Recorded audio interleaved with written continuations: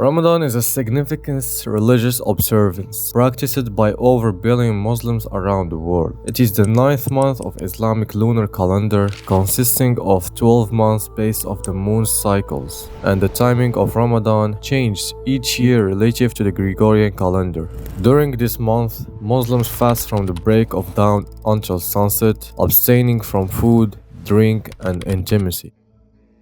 Despite the physical challenge, Ramadan is a favored among the Muslims because it is the time of forgiveness and mercy from Allah Almighty. Moreover, Ramadan is associated with the revelation of the Quran. The first verse of the Quran was revealed during this month. شهر رمضان الذي أنزل فيه القرآن هدى للناس وبينات من الهدى والفرقان.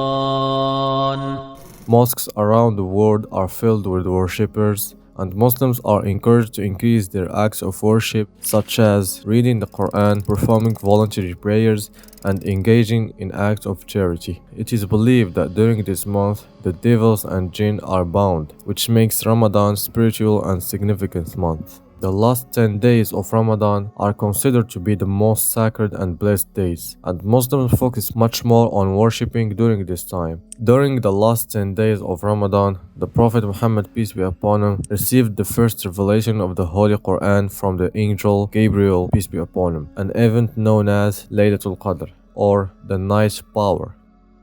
Many people spend these nights in the mosque performing extra prayer and reciting Quran, seeking Allah's blessing and forgiveness, especially in the odd days, 21st, 23rd, 25th, and the 27th. Overall, the last 10 days of Ramadan represent a time of intense spiritual reflection, worship, and devotion for Muslims worldwide.